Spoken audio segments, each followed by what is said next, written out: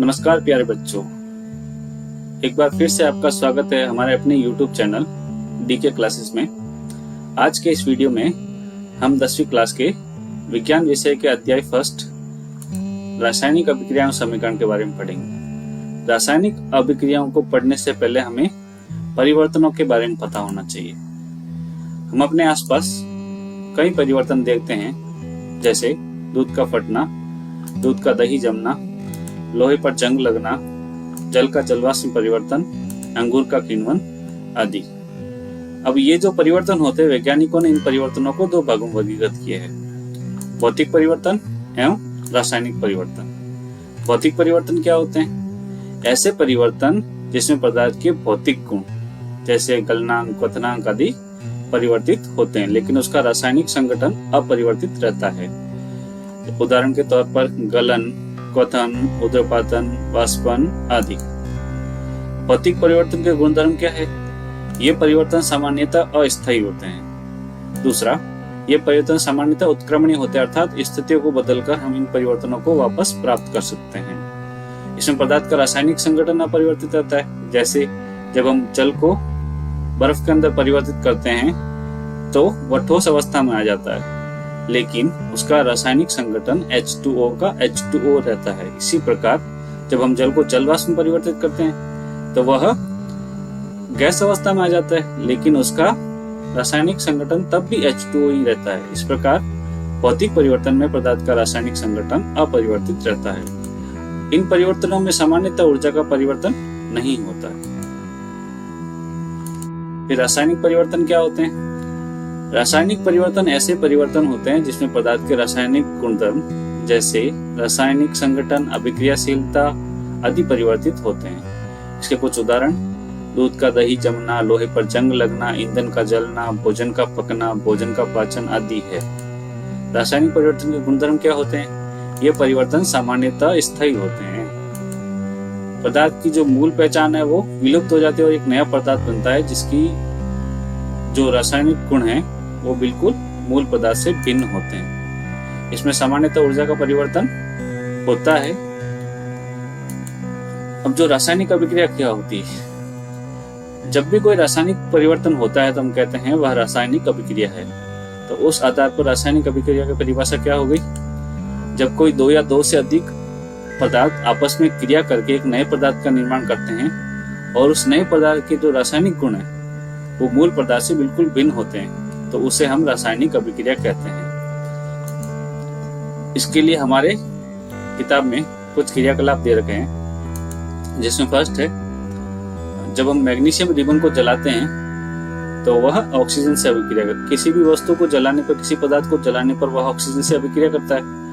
अब इस क्रियाकलाप को करने से पहले हमें जो मैग्नीशियम रिबन लिया है उसको रैगमाल से अच्छे से साफ कर देना चाहिए, क्योंकि मैग्नीशियम वायुमंडल में उपस्थित ऑक्सीजन से अभिक्रिया करके एक परत बनाता है मैग्नीशियम ऑक्साइड की अपने ऊपर। तो उसको साफ करेंगे ताकि हमारी जो अभिक्रिया है वो मैग्नीशियम और ऑक्सीजन की ही हो सके, नहीं तो मैग्नीशियम ऑक्साइड से अभिक्रिया करके जो हम वांछित रिजल्ट पाते हैं वो हमें मिलता नहीं है। तो इसकी जो अभिक्रिया है, जब मैग्नीशियम की अभिक्रिया ऑक्सीजन से कराते हैं तो वो एक श्वेत चमकदार लौह के साथ जलता है और एक श्वेत राख प्राप्त होती है जो मैग्नीशियम ऑक्साइड की होती है।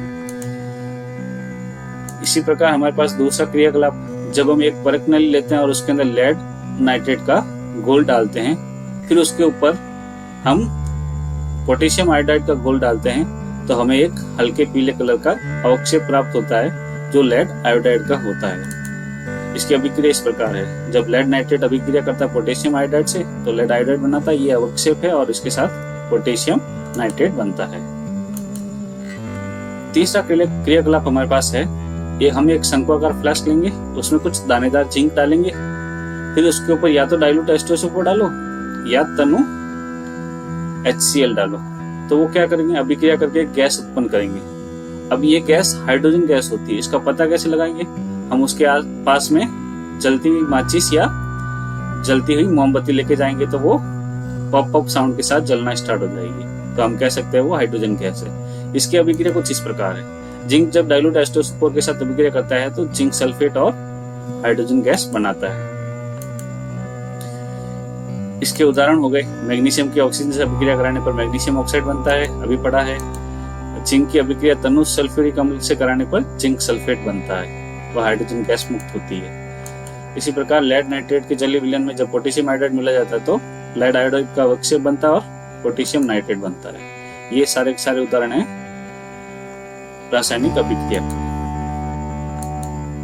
अब जब हम कोई रासायनिक अभिक्रिया लिखते हैं तो उसमें भाग लेने वाले जो पदार्थ होते हैं उनको हम अभिकारक कहते हैं। जैसे मैग्नीशियम और ऑक्सीजन मैग्नीशियम ऑक्साइड बना रहे थे, तो यहाँ पे जो मैग्नीशियम और ऑक्सीजन भाग ले रहे हैं वो अभिकारक हो गए। इसी प्रकार जिंक और डाइल्यूट H2SO4 अभिकारक हो गए और पोटेशियम नाइट्रेट और लेड नाइट्रेट और पोटेशियम आयोडाइड अभिकारक हो गए। लेकिन जो रासायनिक अभिक्रिया में बनते हैं हम उनको उत्पाद कहते हैं। जैसे मैग्नीशियम और ऑक्सीजन अभिक्रिया करके मैग्नीशियम ऑक्साइड बना रहा है तो मैग्नीशियम ऑक्साइड उत्पाद हो गया। इसी प्रकार जिंक और H2SO4 अभिक्रिया करके जिंक सल्फेट और हाइड्रोजन गैस बना रहे, तो यहाँ पे जिंक सल्फेट और हाइड्रोजन गैस उत्पाद हो गए।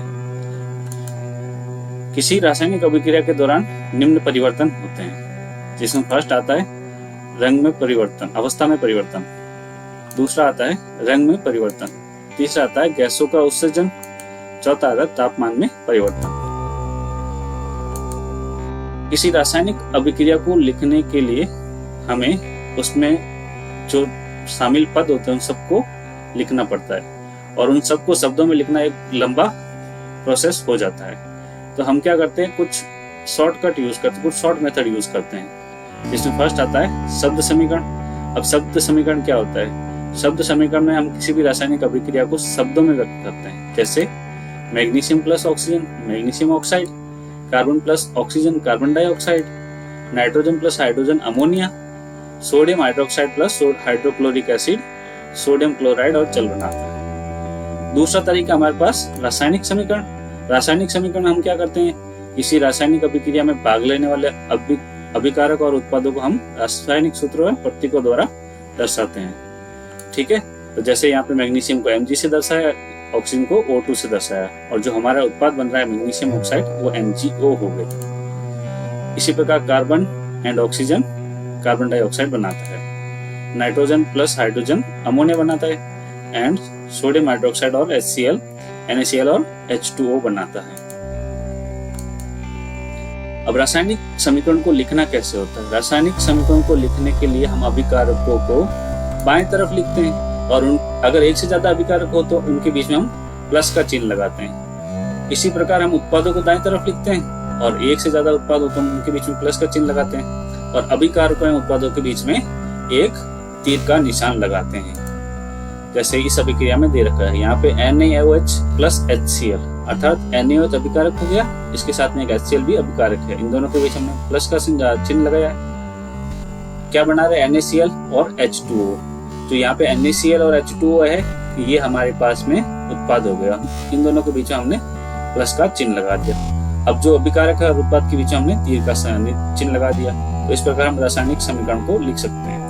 अब किसी रासायनिक समीकरण को लिखते हैं तो उसको हम और अधिक सूचना युक्त बना सकते हैं। जैसे फर्स्ट हम क्या करेंगे, रासायनिक अभिक्रिया में अभिकारकों और उत्पादों की भौतिक अवस्था लिखेंगे। उसके लिए हम ठोस अवस्था के लिए H का इस्तेमाल करते हैं, गैस अवस्था के लिए G का इस्तेमाल करते हैं, द्रव अवस्था के लिए L का इस्तेमाल करते हैं, और अगर जलीय विलयन है तो उसके लिए हम AQ का इस्तेमाल करते हैं। जैसे इस उदाहरण में दे रखा है, यहाँ पे NaOH सोडियम हाइड्रोक्साइड जलीय विलयन में है तो इसको हमने AQ लिखा है। इसी प्रकार HCl भी जलीय विलयन में है तो AQ लिखा है। जब ये अभिक्रिया करते हैं तो NaCl बनाते हैं, वो जलीय विलयन में आ जाएगा तो इसको AQ लिखा है। अब H2O तो खुद जल है तो इसको हमने लिक्विड लिखा है। अगर किसी रासायनिक अभिक्रिया में विभिन्न स्थितियां हो, जैसे ताप, दाब, उत्प्रेरक की उपस्थिति आदि हो, तो हम उसको तीर के ऊपर या तीर के नीचे लिखकर दर्शाते हैं। जैसे कार्बन मोनोऑक्साइड की अभिक्रिया हाइड्रोजन से कराने के लिए हमको 340 वायुमंडलीय दाब लगाना पड़ता है, तो इसको हमने 340 वायुमंडलीय दाब को हमने तीर के निशान के ऊपर लिखा है।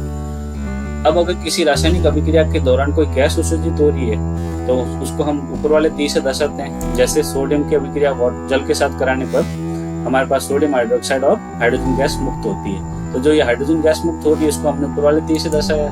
इसी प्रकार यदि किसी अभिक्रिया में अवक्षेप बनता है तो हम उसको नीचे वाले तीर से दर्शाते हैं।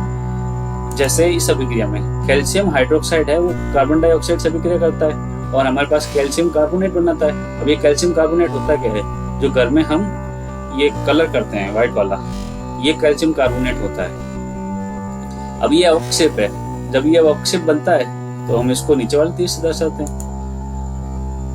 इसके बाद हमारे पास पॉइंट आता है कि जब भी किसी रासायनिक अभिक्रिया में हमको ऊर्जा देनी पड़ती है तो हम उस ऊर्जा को अभिकारकों के साथ लिखते हैं या तीर के निशान के ऊपर या नीचे लिखते हैं, ठीक है।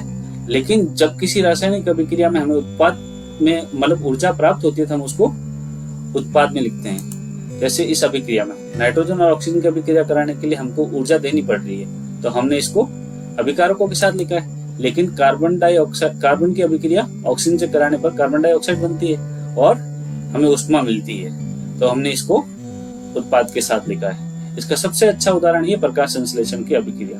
प्रकाश संश्लेषण की अभिक्रिया में कार्बन डाइऑक्साइड जल के साथ अभिक्रिया करती है। किसकी उपस्थिति में करती है, सूर्य प्रकाश की उपस्थिति में करती है। कहाँ करती है, क्लोरोफिल में करती है। क्या बनाती है, ग्लूकोज बनाती है और ऑक्सीजन बनाती है। इसके साथ हमें ऊर्जा मिलती है। जब कोई हम रासायनिक अभिक्रिया लिखते हैं या रासायनिक समीकरण लिखते हैं और उसमें अभिकारकों व उत्पादों में परमाणु की संख्या समान नहीं हो तो उसको हम कंकाली समीकरण या ढांचा समीकरण कहते हैं। जैसे इस समीकरण में magnesium plus oxygen magnesium oxide बना रहा है। यहाँ पे मैग्नीशियम तो दोनों तरफ सेम है, नंबर बराबर है, बट ऑक्सीजन या अभिकारकों में 2 है और उत्पादों में 1 ही है, तो ये ढांचा समीकरण। लेकिन हमारा जो द्रव्यमान संरक्षण का नियम है वो कहता है कि द्रव्यमान को न तो उत्पन्न किया जा सकता है, न ही नष्ट किया जा सकता है। तो उसके लिए हमें क्या करना पड़ेगा, अभिकारकों व उत्पादों में परमाणुओं की संख्या समान करनी पड़ेगी। तो जब हम अभिकारकों और उत्पादों में परमाणुओं की संख्या समान करते हैं तो उसको हम संतुलित रासायनिक समीकरण कहते हैं, ठीक है। अब एक संतुलित रासायनिक समीकरण को प्राप्त करने के लिए हमें कुछ चरण लगाने पड़ते हैं। इसको हम एक अच्छे उदाहरण द्वारा समझते हैं।